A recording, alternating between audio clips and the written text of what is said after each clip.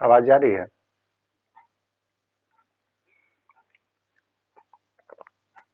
Hello. Sir आ रही है sir आवाज सर। ठीक।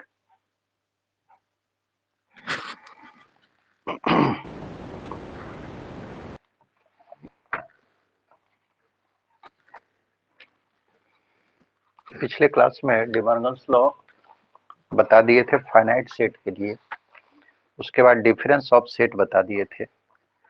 आज बताना है डिमॉर्गन्स लॉ जनरलाइज्ड फॉर्म में।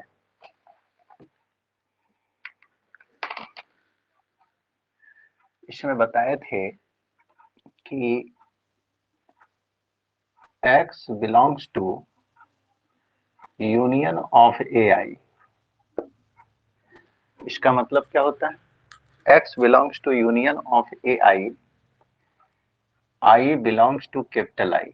यूनियन जहां पे पढ़ाए वहीं पे लिखाए हैं इसको। इसका मतलब है कि x जो है ए आई के अंदर होगा for at least one I, for at least one I. और अगर x belongs to intersection of A I होगा, इंटरसेक्शन ऑफ ए आई बहुत सारे सेट के इंटरसेक्शन में होगा, इसका मतलब है कि x belongs to A I for all का भी यूज कर सकते हैं, फॉर ईच का भी। For all I belongs to capital I. ठीक है।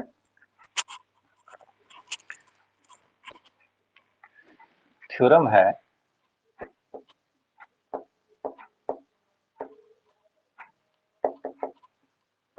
State and proof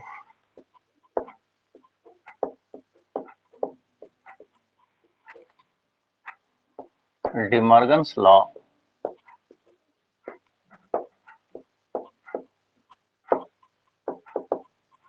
in generalised form.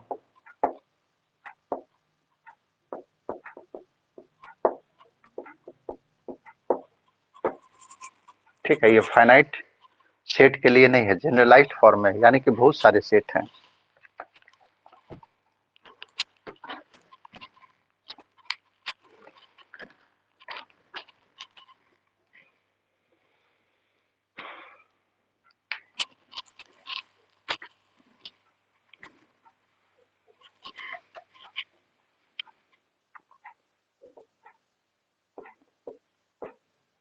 Statement आपको लिखना पड़ेगा।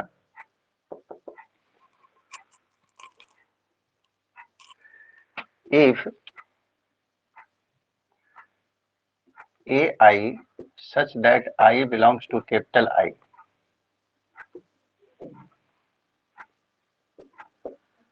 With a family of set, बहुत सारा सेट है, family of sets, then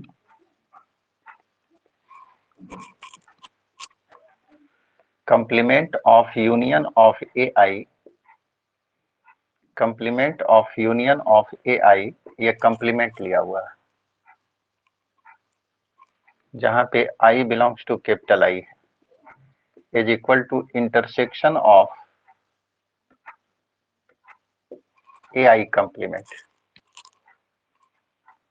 I belongs to capital I। और दूसरा है complement of intersection of AI, I belongs to capital I is equal to union of complement of AI, I belongs to capital I। यही आपको general form है।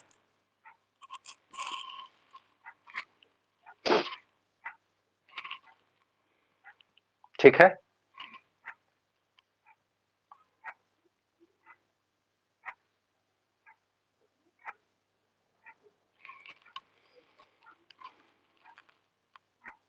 ये statement समझे?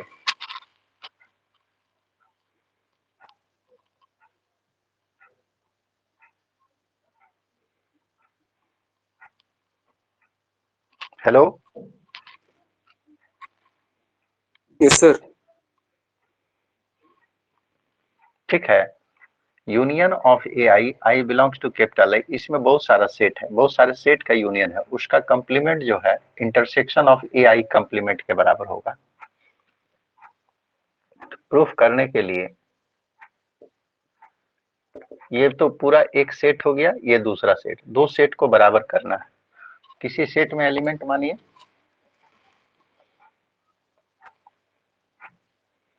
Late X belongs to union of A I, I belongs to capital I, इसका complement में एक element माने, B any element.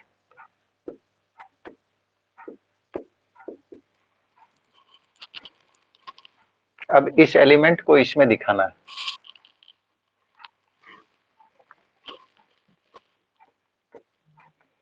x belongs to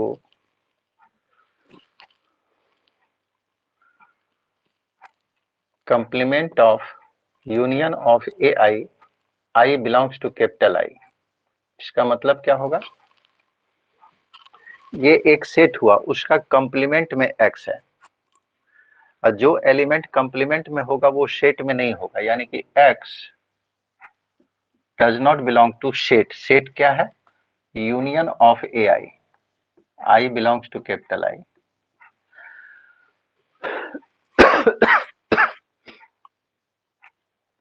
इसको एक्सपेंड करके भी लिख सकते हैं, इसको ऐसे लिख सकते हैं, जैसे एक तरीका हुआ डायरेक्ट लिखने का, एक तरीका हुआ एक्सपेंड करके लिखने का। x does not belong to union of A I का मतलब A1 union A2 union A3 और ये डैश डैश, बहुत सारा सेट है। बहुत सारे सेट के यूनियन में x नहीं है, और x जब बहुत सारे सेट के यूनियन में नहीं है तो कहां होगा?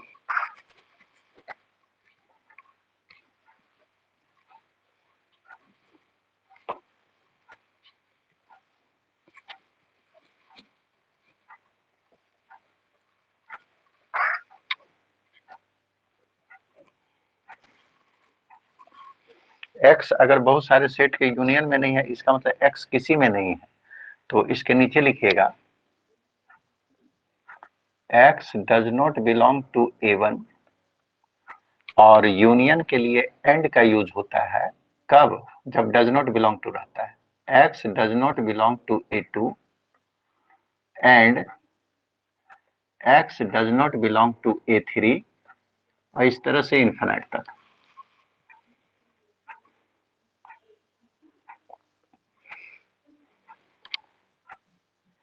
और x अगर A1 में नहीं है तो कहां होगा? सेट में नहीं है, तो उसके कंप्लीमेंट में होगा x belongs to A1 dash, and x जो है A2 में नहीं है तो कहां होगा कंप्लीमेंट में? तो A2 डैश इसका complement, and x belongs to A3 dash, ये इन्फिनाइट तक, जितना सेट दे दे। अब x देखो, पहला सेट में भी है, दूसरा में भी है, तीसरा में भी है, सब जगह एंड है। इसको क्या लिख सकते हैं? x बिलोंग्स टू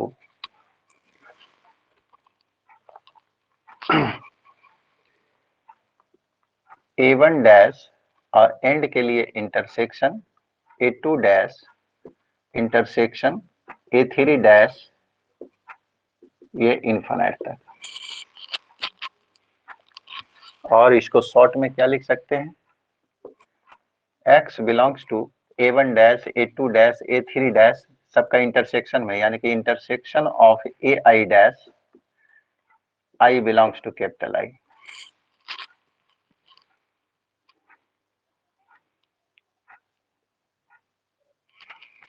तो हम लोग को क्या मिला? 10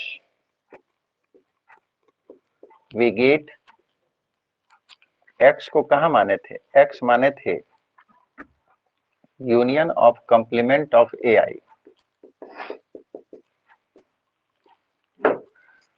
और वो x हमको मिला है intersection of A I dash, I belongs to capital I. दोनों सेट को बराबर करना है तो डबल इंप्लाइज का यूज किए, दोबारा लिखने का जरूरत नहीं है। हेंस इसलिए complement of union of A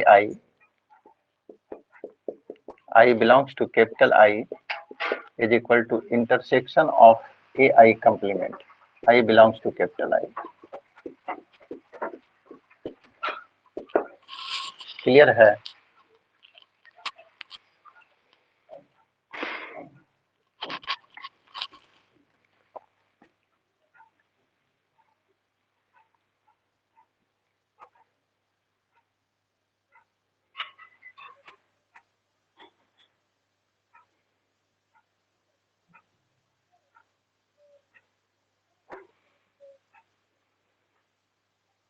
clear है ये?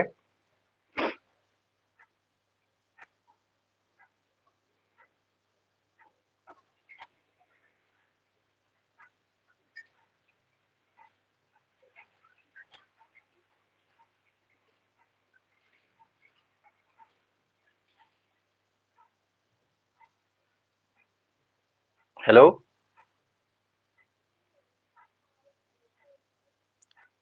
जी सर। सर हो गया। क्लियर है ना ये? इसमें दिक्कत है समझने में? हो गया सर। सर अरे जो सवाल हम पूछ रहे हैं वो तुम लोग बोल ही नहीं रहा, हो गया। बोले समझा कि सर नहीं ऊपर समझा में ये सर बताओ। ऊपर में एंड की जगह सर इंटरसेक्शन लगा दिए। ये एंड के जगह पे हाँ इंटरसेक्शन, x बिलोंग्स टू है ना, बिलोंग्स टू एंड जी sir. x belongs to A two dash, तो इंटरसेक्शन आता है ना। Sir does not belong to रहेगा तो सर उसके लिए भी इंटरसेक्शन आएगा sir. Does not belong to रहेगा तो यूनियन में आता है। डज नॉट बिलोंग टू जी यहाँ है तो यूनियन के लिए एंड का यूज होता है। अब इस एंड तो वैसे ही रह गया, लेकिन x does not belong to A1 था, तो जब x A1 सेट में नहीं है तो कहाँ होगा? A1 के कंप्लीमेंट में। उसी जी तरह से x A2 में नहीं है, सेट में नहीं, तो उसके कंप्लीमेंट में होगा। अब बीच में एंड है तो शब्द का कंप्लीमेंट के इंटरसेक्शन में आ गया। जी सर। एंड का मतलब क्या है? इसमें भी है, इसमें भी है, सब में शामिल है। और लिख देंगे तो x का मतलब होगा x belongs to A1 dash and x belongs to A2 dash, बीच में और, इसका मतलब x A1 में भी हो सकता है अथवा A2 में हो सकता है, किसी एक में हो सकता है या दोनों में हो सकता है। लेकिन एंड का मतलब है कि दोनों में कन्फर्म है, तो जब सभी में कन्फर्म है यानी कि सभी में कॉमन होगा तो इंटरसेक्शन में जाएगा। एंड का मतलब है कि कॉमन है सब में। और का मतलब होता है और, आइदर और पढ़े हो ना, दो में से कोई एक। एंड का मतलब दोनों में, तो जब सभी में कॉमन है तो इंटरसेक्शन, किसी एक में होगा या दो में होगा तब यूनियन का यूज होता है। चलो दूसरा भी बिल्कुल उसी तरह से है। अब हम लोग इंटरसेक्शन में मानेंगे सेकेंड वाला। Let x belongs to, statement देखिएगा हम मिटा दिए यहाँ पे। x belongs to complement of intersection of A I belongs to capital I. इस सेट के कंप्लीमेंट में x माने, बी एनी एलिमेंट। अब इसको तोड़िए, x बिलोंग्स टू कंप्लीमेंट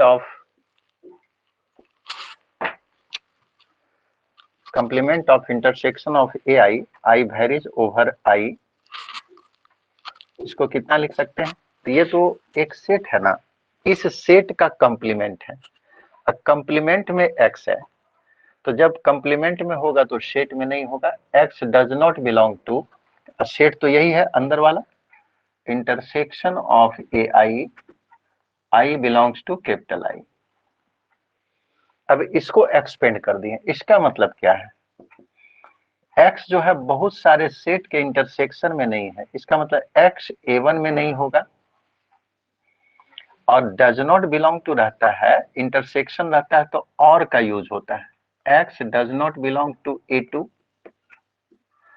और x does not belong to A3, ये इन्फिनाइट तक गया।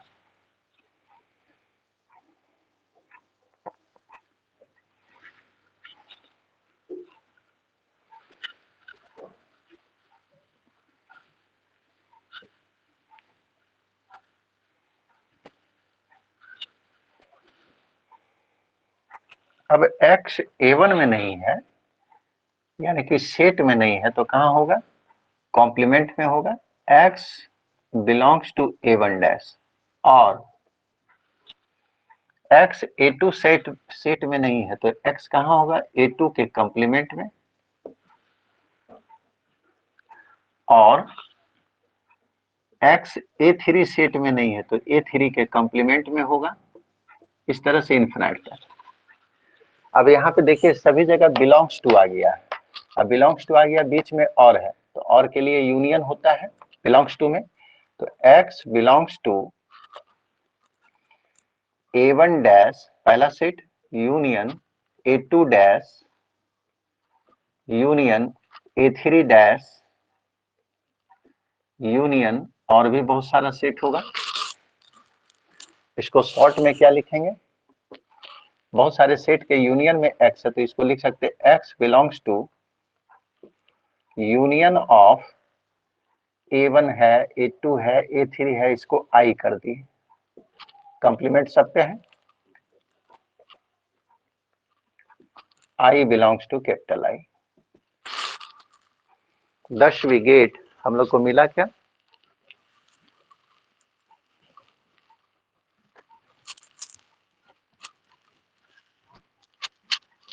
x माने थे इसमें, x belongs to intersection of complement of intersection of AI, I belongs to capital I, और वो x हमको मिला है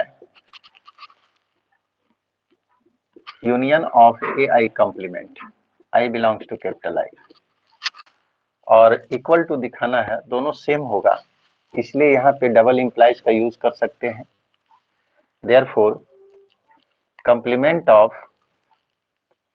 intersection of AI, I belongs to capital I is equal to union of AI complement, I belongs to capital I। ये आपको second proof हुआ।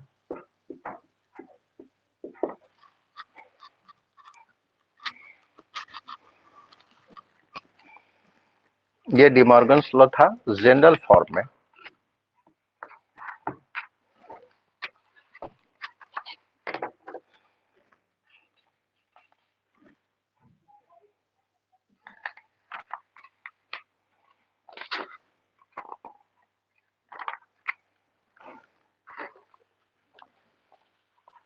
हो गया, आज बहुत कम लड़का जुड़ा है, सब देखता है कि धीरे धीरे रिकॉर्डिंग मिल ही जाता है तो डायरेक्ट क्लास नहीं करता है,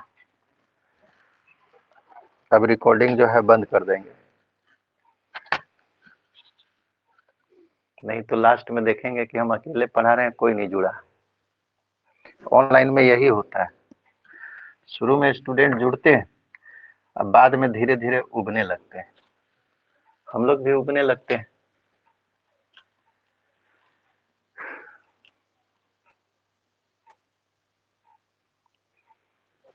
लास्ट में सिलेबस पीछे हो जाएगा।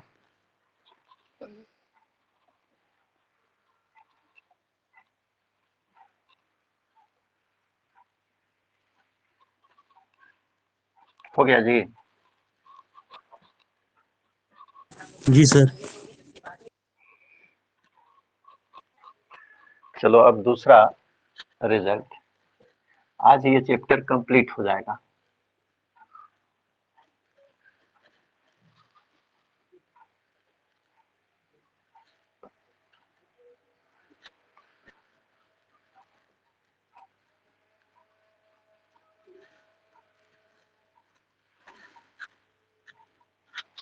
दूसरा है, असाइनमेंट में आपको दिया हुआ है क्वेश्चन नंबर 2, ये बता रहे हैं जनरलाइज्ड डिमॉर्गन्स फॉर्म में। देखिएगा क्वेश्चन नंबर 2,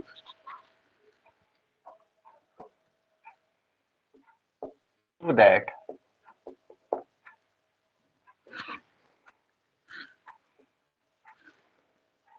ये स्मॉल एक्स जो दिया है वो गलत है, कैपिटल एक्स होगा।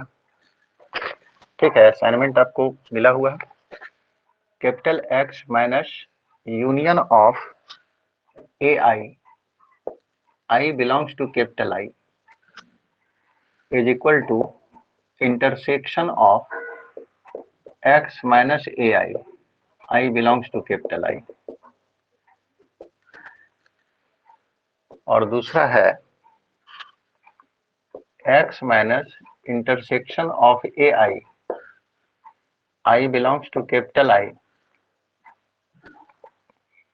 Is equal to union of x minus A I belongs to capital I.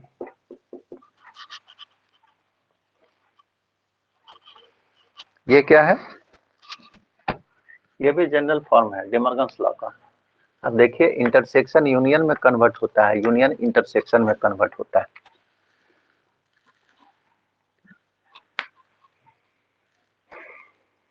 दोनों फॉर्म पढ़ाएं। पहला फॉर्म था डिमॉर्गन्स लॉ और दूसरा है De Morgan's another form of De Morgan's law for general in generalised form. Generalized form में De Morgan's law का जो दूसरा नियम है वो ये, एक्स कोई सेट है।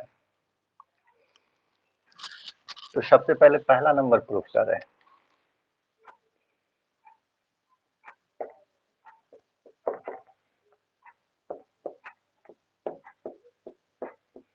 टू प्रूव दैट, प्रूफ क्या करना है, X minus union of A I belongs to capital I is equal to intersection of X minus A I belongs to capital I. इसमें दोनों तरफ से प्रूफ करना पड़ेगा, चेंज हो जाता है थोड़ा सा। Let x belongs to x minus union of A I belongs to capital I. Any element, कोई एलिमेंट है। अब इस एलिमेंट को इसमें दिखाना है। Now x belongs to x minus union of A I belongs to capital I. इसका मतलब क्या हुआ, इसको केवल एक सेट समझिए। तो x माइनस, इसको y मान लिए, तो दो सेट के डिफरेंस में x है, और x अगर दो सेट के डिफरेंस में है तो x पहला सेट में होगा, पहला सेट में होगा, एंड लेकिन x जो है दूसरा सेट में नहीं होगा। x does not belong to union of A I belongs to capital I. ठीक है, x दो सेट के डिफरेंस में है, x माइनस, अगर y इसको मान ले तो x माइनस y दो सेट के डिफरेंस में है, और दो सेट के डिफरेंस में है तो x पहला सेट में होगा, दूसरा सेट में नहीं होगा, डिफरेंस के डिफिनीशन के अनुसार। अब इसको तोड़िए, x belongs to the first set and x जो है सेकेंड सेट में नहीं है। इसका मतलब does not belong to union. तो अगर कोई एलिमेंट किसी सेट के यूनियन में नहीं होगा, ठीक है, अगर कोई एलिमेंट यूनियन में नहीं रहता है, इसका मतलब वो किसी भी सेट में नहीं होगा। तो लिखेंगे x does not belong to, अब यूनियन को हटाकर केवल ए आई लिखे। अब सवाल उठता है आई के कितने मान के लिए, कोई बता सकते हैं? आई के एटलीस्ट वन वैल्यू के लिए या सभी वैल्यू के लिए?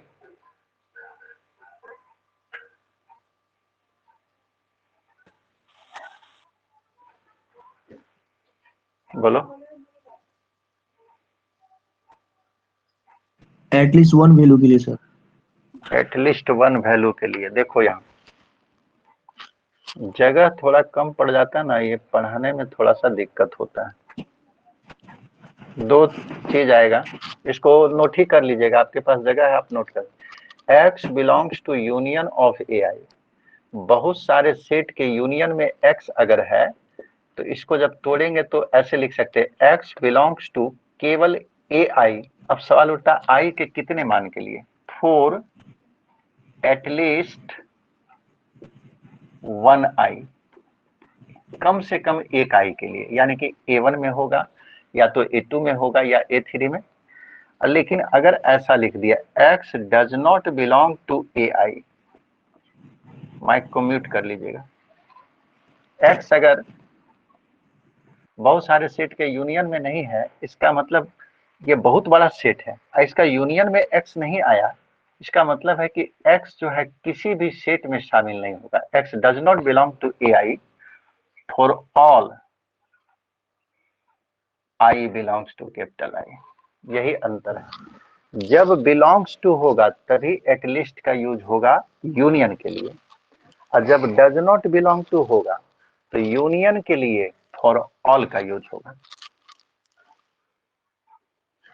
ठीक है, अभी हम यूनियन केवल बता रहे हैं क्योंकि यूनियन पर ही हमारा सवाल है। उसके बाद इंटरसेक्शन वाला अगला में आएगा तो अगला में बताएंगे। ये दोनों नोट कर लीजिए, नोट 1 नोट 2, क्योंकि बार बार हम लोग को यूज करना है। हमारे पास स्पेस कम है इसलिए साइड में लिखते हैं तो फिर सवाल को बनाने में दिक्कत होता है।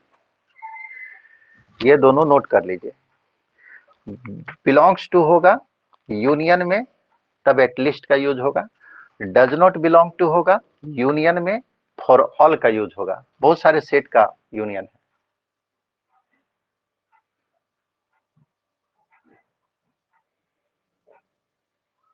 है, ये दोनों तरफ से सही है। ठीक है, x belongs to union of A I, I belongs to capital I, जब तोड़ेंगे तो x बिलोंग्स टू केवल ए आई फॉर एटलीस्ट का यूज होगा।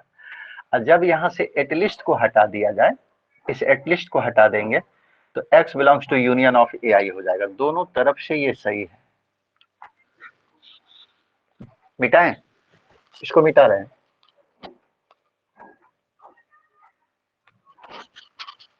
अब इसी को देख के बताओ, ये तो बिल्कुल हम वैसे ही लिखेंगे, x belongs to capital X। यहां देखो x does not belong to, ये गलती लिखे ना, यूनियन ऑफ है। अच्छा, ये तो ठीक ही लिखे हम, इसी को ना तोड़ रहे हैं। x belongs to capital X, x जो है बहुत सारे सेट के यूनियन में नहीं है, x जब बहुत सारे सेट के यूनियन में नहीं है तो x does not belong to A I. अब लिखना क्या है हमको, फॉर एटलीस्ट या फॉर ऑल। याद क्लियर है, x does not belong to union of A I, for all होगा, for all I belongs to capital I. Does not belong to रहता है तो फॉर ऑल का यूज होता है यूनियन के लिए।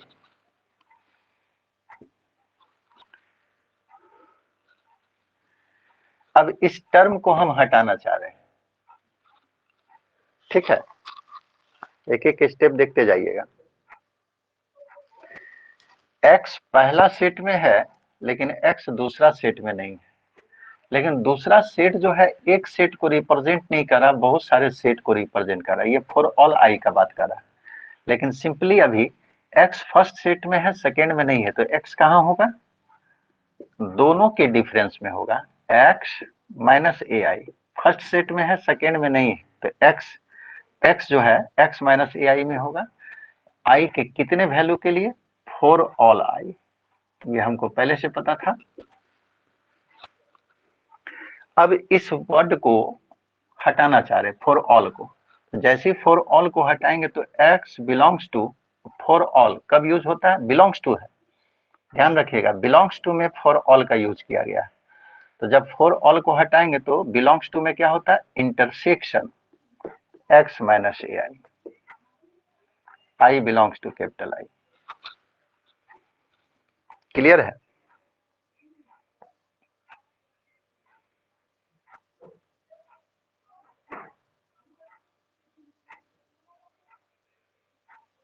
हेलो,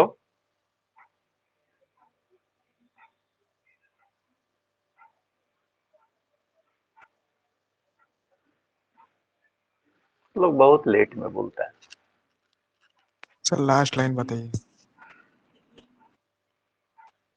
लास्ट लाइन, x जो है ये सेट है, इसमें बहुत सारा सेट छुपा हुआ है। तो x belongs to x minus A I for all I. जब फॉर ऑल को हटाएंगे तो क्या आएगा? इंटरसेक्शन आएगा, क्योंकि बिलोंग्स टू का यूज हो रहा है ना। डज नॉट बिलोंग टू रहता तो यूनियन आ जाता, लेकिन यहाँ बिलोंग्स टू यूज हो रहा है फॉर ऑल, तब हम लोग को क्या आएगा? इंटरसेक्शन आएगा। अरे दो टर्म है, उसी को समझने में तुम लोग को इतना प्रॉब्लम हो रहा है। समझ गए सर।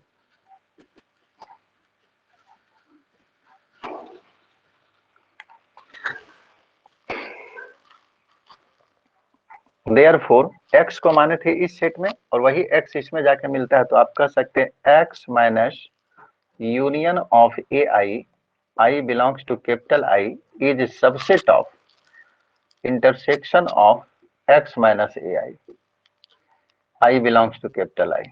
इसको मान लिए a। अब इसमें एलिमेंट को मानो, सेकेंड वाला में इसमें एलिमेंट को मानेंगे और वो एलिमेंट इसमें दिखाएंगे। अगेन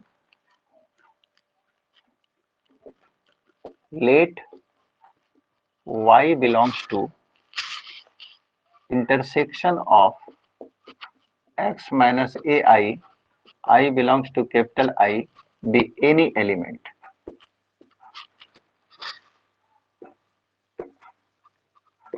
x भी मान सकते हैं हम लोग, y मान लिए अलग, इसमें एलिमेंट को माने, इसमें दिखाएंगे। तोड़ो,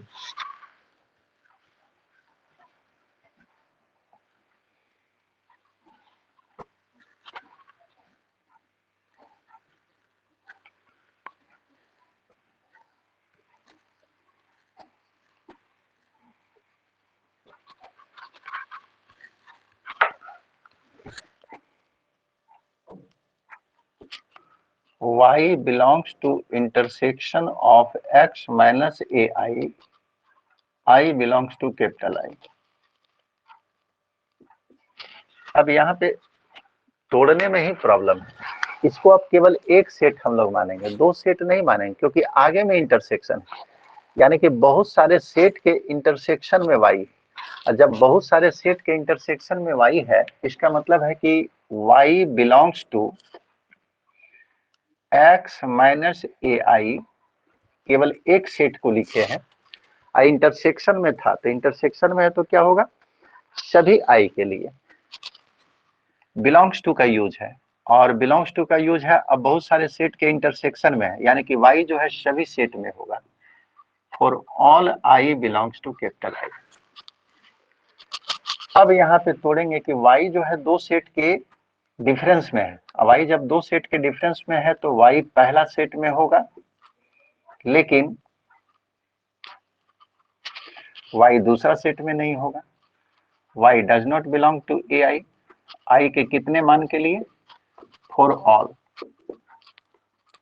all I belongs to capital आई।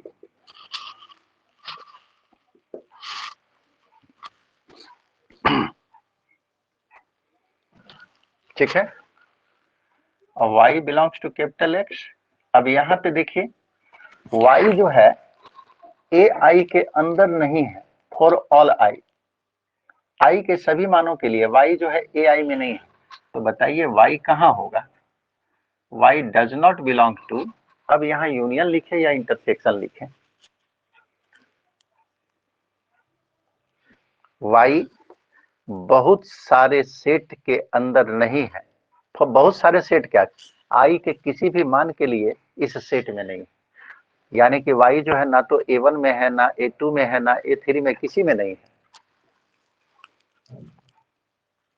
तो वहां y does not belong to intersection होगा या यूनियन होगा? बोलो।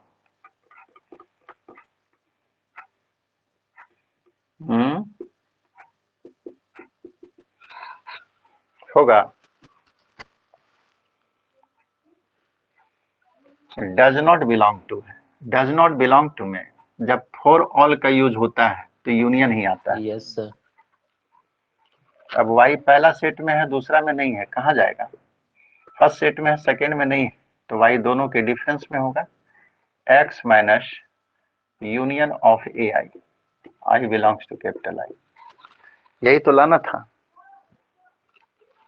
ठीक है, देयरफॉर इसमें माने थे y को और वो y इसके अंदर आता है, यानी कि intersection of x minus A I, I belongs to capital I is subset of x minus union of A I, I belongs to capital I.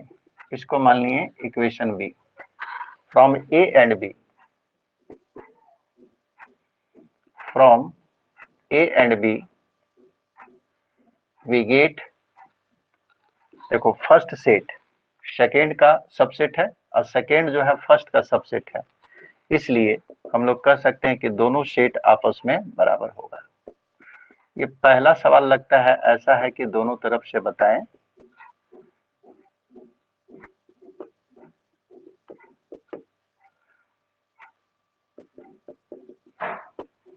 ये प्रूफ हो गया।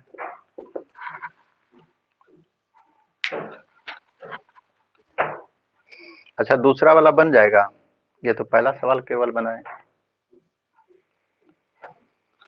यस सर, बन जाएगा। बन जाएगा कि बता दे वो भी, ऐसा बोलो।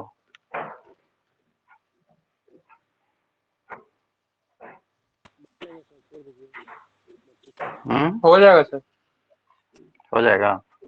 बन जाएगा। चलो तो दूसरा छोड़ रहे हैं, अब अंतिम बता रहे हैं इस चैप्टर का अंतिम सवाल, डिस्ट्रीब्यूटिव लॉ जनरल फॉर्म में।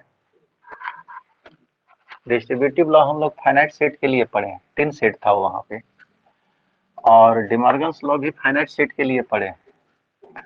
डिमॉर्गन्स लॉ जो पढ़े थे पहला वाला 2 सेट में था, और दूसरा वाला अनदर फॉर्म जो पढ़े 3 सेट में था। अब यहाँ पे हम लोग सर रुक जाइए सर, रुक जाइए सर।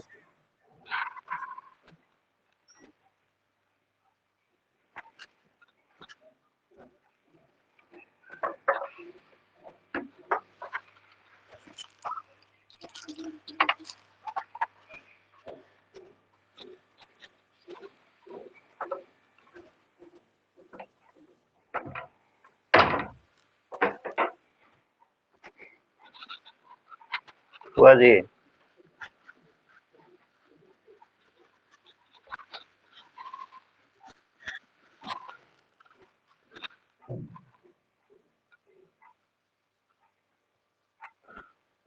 हो गया सर। मिटा दे।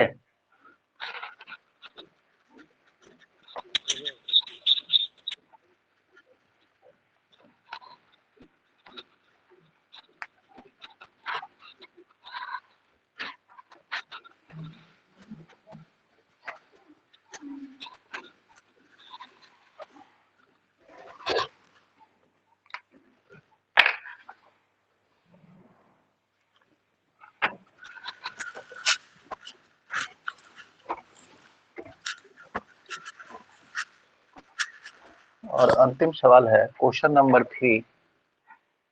सर दूसरा नंबर जो सवाल था सर, तो दोनों तरफ से बनाना है? हाँ, दोनों तरफ से बना दीजिएगा जी। जैसे इसमें बताए थे। State and proof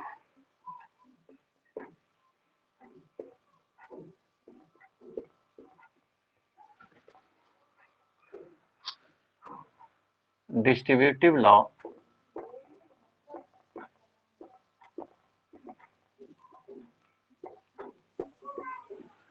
in generalized form।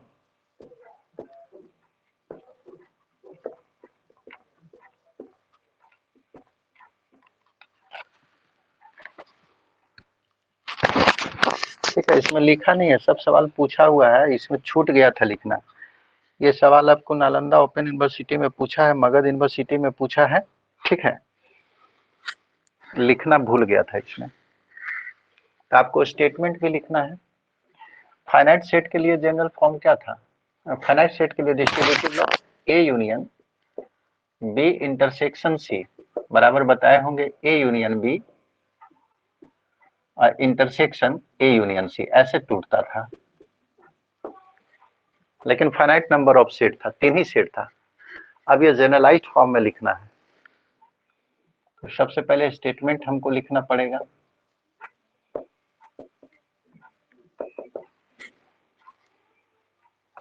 Statement है let B I belongs to capital I with a family of sets। बहुत सारा सेट है जिसको इंडेक्स सेट बताए होंगे। Family of set, family of, ऐसा करो ना, family of subset of the universal set. ये सभी जो है सबसेट है, B1 B2 B3 B4 sigma. Universal set sigma का ये सबसेट है जितना भी है, B1 B2 B3 B4 सब। एंड और एक सेट लिए A which is subset of universal set, और A भी सबसेट है यूनिवर्सल सेट का। देन पहला रिजल्ट है A union intersection of BI, A union intersection of BI, I belongs to capital I। जैसे ऐसे भी लिख देंगे तो आपको समझना है कि I belongs to capital I है, इज इक्वल टू, ये इंटरसेक्शन बाहर हो जाएगा, इंटरसेक्शन ओवर I और A यूनियन BI। दूसरा A intersection union of BI, I belongs to capital I is equal to, union बाहर हो जाएगा, union over I belongs to capital I A intersection BI। यही है डिस्ट्रीब्यूटिव लॉ।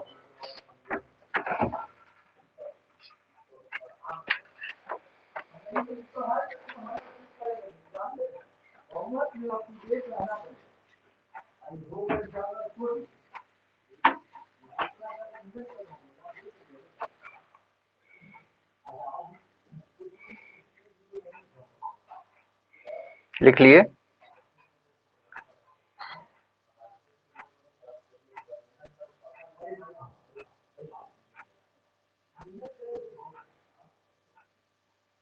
एक सवाल हम बता देते, दूसरा अपने से बनाइएगा।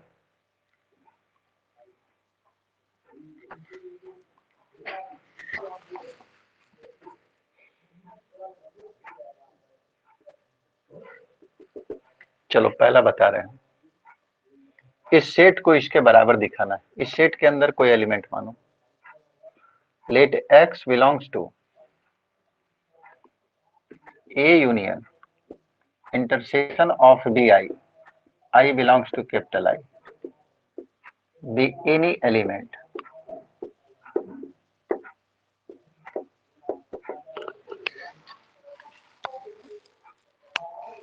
ठीक है, इस सेट के अंदर एक एलिमेंट लिया, इसी एलिमेंट को यहां दिखाना है। तोड़िए, X belongs to A union intersection of BI, I belongs to capital I बराबर क्या होगा? इसको सीधा सीधी एक सेट मानेंगे। अभी X कहाँ है? दो सेट के यूनियन में है, तो दो सेट के यूनियन में है तो क्या होगा? X या तो पहला सेट में होगा, X belongs to first set union के लिए, और नहीं तो X belongs to second set. Second set ये intersection of BI, I varies over I। Belongs to है, यूनियन में है तो और का यूज होगा, which imply x belongs to A और x देखो यहाँ पे इंटरसेक्शन में है, बहुत सारे सेट के इंटरसेक्शन में। हम केवल इसको हटाकर केवल एक बी आई लिखना चाहते हैं, तो लिखेंगे x बिलोंग्स टू, केवल एक सेट लिखे हैं बी आई, लेकिन जब ये इंटरसेक्शन में है तो आई के कितने मान के लिए, तो फॉर ऑल आई होगा। बिलोंग्स टू है तब इंटरसेक्शन में फॉर ऑल का यूज होगा।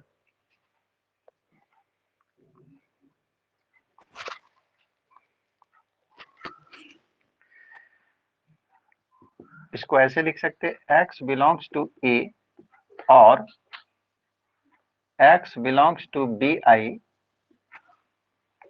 For all I belongs to capital I. अब फिर से x पे सोचिए, x पहला सेट में भी है और x दूसरा सेट में भी है i के सभी मानों के लिए, लेकिन बीच में और है, दोनों जगह बिलोंग्स टू है। तो बिलोंग्स टू है तो यूनियन का यूज होगा x belongs to A union B. अच्छा एक मिनट फिर तो वही आ जाएगा ना। अच्छा ए यूनियन बी आई, ठीक है।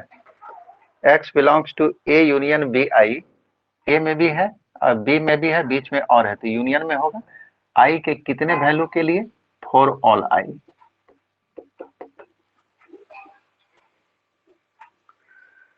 अब इस टर्म को हटाना चाह रहे हैं, इसको फॉर ऑल को, तो फॉर ऑल जब हटेगा बिलोंग्स टू है तो क्या आना चाहिए, x इंटरसेक्शन। बिलोंग्स टू, और जैसे ही फॉर ऑल हटेगा तो अब इंटरसेक्शन आ गया ए यूनियन बी आई। बस इतना ही तो याद रखना है, बिलोंग्स टू होगा फॉर ऑल तब intersection, does not belong to होगा फॉर ऑल तब यूनियन। यही चीज हमको लाना था।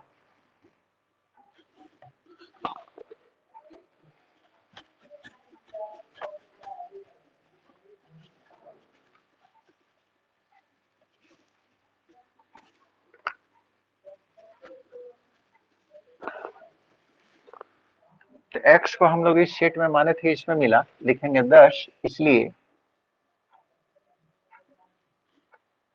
A union intersection of B I varies over I is subset of intersection of I A union B I।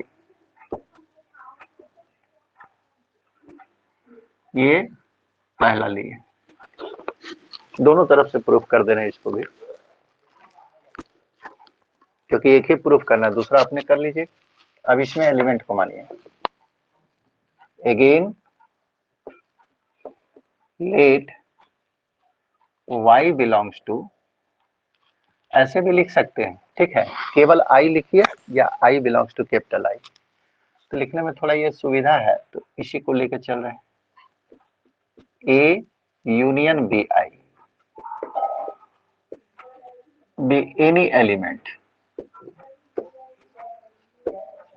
ठीक है, इस सेट के अंदर y माने, इसमें दिखाना पड़ेगा। Now y belongs to intersection over I A union B I, यही है। तो y बहुत सारे सेट के इंटरसेक्शन में गया है, और जब y बहुत सारे सेट के इंटरसेक्शन में होगा तो इसको तोड़ेंगे, हम केवल एक सेट को लिखना चाह रहे हैं, तो जब इंटरसेक्शन में है इसका मतलब सभी में कॉमन होगा। y बिलोंग्स टू, और सेट तो हमारा यही है A यूनियन बी आई, ठीक है, ये सभी सेट के इंटरसेक्शन में है तो सब में होगा, तो y belongs to this set I के कितने वैल्यू के लिए, फॉर ऑल, क्योंकि इंटरसेक्शन है, फॉर ऑल का यूज किया बिलोंग्स टू होने के कारण।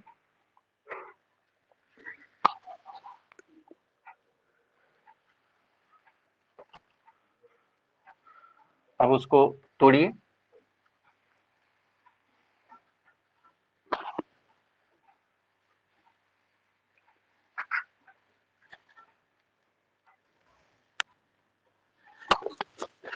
अब y जो है दो सेट के यूनियन में है, तो क्या होगा, y belongs to a union के लिए, और y बिलोंग्स टू bi, लेकिन bi जो है एक सेट नहीं बल्कि अनेक सेट इसमें है। अब सवाल उठता है i के कितने मान के लिए था, फॉर ऑल i।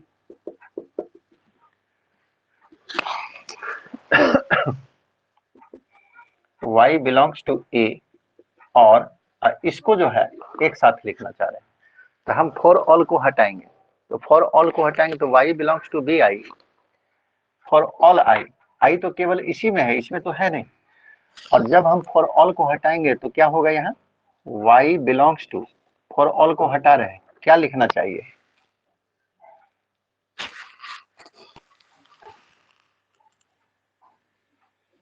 बोलो। y बिलोंग्स टू bi, यानी कि प्रत्येक bi में है, b1 में, b2 में, b3 में, i के सभी मानों के लिए। और जब सभी मान है तो ये कहाँ होगा, इंटरसेक्शन में। ये हट गया। अब y पहला सेट में है और y दूसरा सेट में है, y कहाँ जाएगा, y बिलोंग्स टू दोनों सेट के यूनियन में, a यूनियन, और दूसरा सेट क्या है, दूसरा सेट है intersection of bi।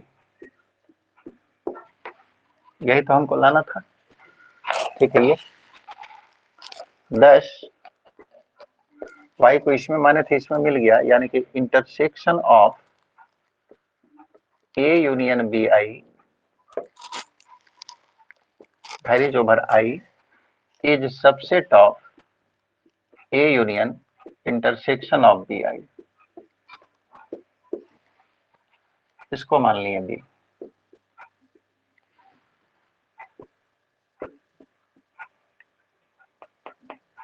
From a and b we get, क्या मिला है, पहला सेट दूसरा का सबसेट, यही सेट यहाँ भी है, पहला सेट दूसरा का सबसेट है, और यहाँ पे दूसरा सेट जो है वो पहला का सबसेट बन गया। तो फ्रॉम ए एंड बी हम लोग कह सकते हैं कि दोनों सेट आपस में बराबर है।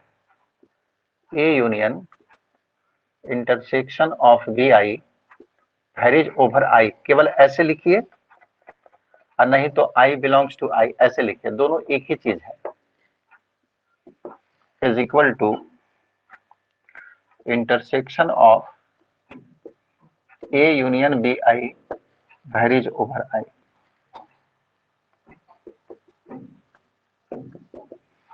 ये आपको डिस्ट्रीब्यूटिव लॉ प्रूफ हुआ, पहला पार्ट हुआ, ठीक है। चलो ये चैप्टर तो समाप्त हुआ, सेकंड वाला पार्ट कर लीजिएगा ना। जी सर, हो जाएगा तो सर। इसको कर लीजिए, और आज यहीं छोड़ देंगे, कल पढ़ाएंगे कार्टेशियन प्रोडक्ट। ये लिखने दीजिए। सर लिख लिए, लिखने दीजिए सर। सर हाँ लिखो, हाँ बोलो। सर ये आप जो जनरलाइज फॉर्म किए डिस्ट्रीब्यूटिव लॉ का, सर क्या यूज है सर, क्यों किए हैं? वो बहुत सारा सेट आएगा तब, अभी तो आप लोग को नहीं आएगा, वो बाद में हायर क्लासेस में पढ़िएगा ना, तब वहां पे आएगा।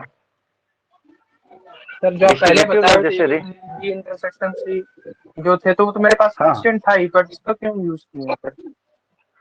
अरे बाद में, जैसे अभी तक हम लोग जो है 2 डायमेंशन को पढ़े हैं, कितना डायमेंशन पढ़े, 3 dimension, 2 dimension X axis Y axis, 3 dimension X axis Y axis Z axis. जब आप थर्ड पार्ट में जाइएगा तो वहाँ एन डायमेंशन पढ़िएगा मैट्रिक स्पेस में। तो एन डायमेंशन मतलब वहाँ पे एन पार्ट में टूटेगा कोई चीज, तो वहाँ पे एक सेट का बात नहीं होगा, उसमें बहुत सारे सेट आ जाएंगे। तो बहुत सारे सेट, तो सवाल उठता है कि वहाँ पे जब डिस्ट्रीब्यूटिव लॉ को लगाना होगा तो कैसे लगाएंगे, वो तो 3 ही सेट के लिए पढ़े थे ना, तब यहाँ पे इस तरह का रूल को यूज करेंगे, ठीक है। बहुत सारे इनफाइनाइट नंबर ऑफ सेट आ जाएगा वहां पे। तो डायमेंशन अभी तक जो हम लोग पढ़े हैं 12 में, या बीएससी पार्ट 1 में भी पढ़िएगा तो 3 ही डायमेंशन पढ़िएगा, लेकिन पार्ट 3 में और एमएससी में वो एन डायमेंशन में चल जाता है, जबकि एन डायमेंशन का कोई वस्तु नहीं होता, लेकिन मैथमेटिक्स में हम लोग पढ़ते हैं एन डायमेंशन। तो उसमें जब नियम लगाएंगे हम लोग डिस्ट्रीब्यूटिव लॉ, तब सवाल उठता है कि कैसे उस नियम पर तोड़ेंगे, उस समय ये सब काम आएगा। तो जो भी हम लोग पढ़ते हैं, जैसे 1 2 3 4 पढ़े, तो क्या 1 2 3 4 पहला क्लास में ही समाप्त हो गया? उसी के सहायता से हायर क्लासेस को पढ़ रहे हैं। तो आप जो भी अभी पढ़ रहे हैं, तो इसके सहायता से फिर हायर क्लासेस यानी कि एमएससी सब कीजिएगा, तो वहां यूज कीजिएगा हायर मैथमेटिक्स में। तो नियम पता होना चाहिए। अभी यूज नहीं है जनरल पर अभी यूज कुछ नहीं है, बस अभी आपको एग्जाम में आएगा, बस प्रूफ करके लिख लीजिए, अभी कोई यूज नहीं है। ठीक है।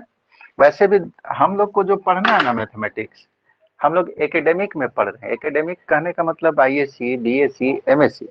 हम लोग मैथ को यूज नहीं करते, मैथ का थ्योरम को प्रूफ करते हैं। मैथ को यूज कौन करता है? इंजीनियरिंग विभाग में। हम लोग टेक्नोलॉजी पार्ट में नहीं है। टेक्नोलॉजी पार्ट में जो है इसका एप्लीकेशन बताया जाएगा कि इसको अप्लाई कहाँ पे करेंगे। हम लोग एप्लीकेशन नहीं पढ़ रहे हैं, हम लोग केवल थ्योरी को पढ़ रहे हैं, और वो लोग एप्लीकेशन को पढ़ते हैं। तो जैसे इंजीनियरिंग करते कहीं से, तो यही सब मैथ जो है आपको कहाँ पे अप्लाई करेंगे वो पता चलेगा। हम लोग थोड़ी अप्लाई को पढ़ा रहे हैं, एप्लीकेशन को नहीं पढ़ा रहे हैं। तो जितने भी एकेडमिक हैं, बीएससी, एमएससी, वहां पे एप्लीकेशन आपको कहीं नहीं बताया जाएगा कि इसका एप्लीकेशन क्या है, क्योंकि एप्लीकेशन हम लोग को सिलेबस में नहीं है, वो इंजीनियरिंग विभाग में है। ठीक है। तो इसी चीज का एप्लीकेशन वहां करता है। तो वो लोग देखिएगा कि थ्योरी को प्रूफ नहीं करता है, वो लोग सिर्फ एप्लीकेशन फॉर्मूला डायरेक्ट लगा दिया, थ्योरी से उसको मतलब नहीं है। हम लोग को थ्योरी से मतलब। सबका अलग अलग विभाग है ना। जितना भी मकान है सब मजदूर ही बनाता है। ऐसा नहीं कि इंजीनियर जाके उसमें ईटा ढोता है या ईटा लगाता है, लेकिन काम कौन करता है? इंजीनियर करता है। इतना लगेगा, इतना लगेगा, इतना ये चीज लगेगा, ये सारा काम जो है मजदूर करता है, वो सिर्फ बताता है। उसी तरह से यहाँ पे आपको रूल बताया जा रहा है, इसका एप्लीकेशन वहां पे है, जो हम लोग को नहीं पढ़ना है। अब उस विभाग में चल जाइएगा तो वहां फिर मिलेगा।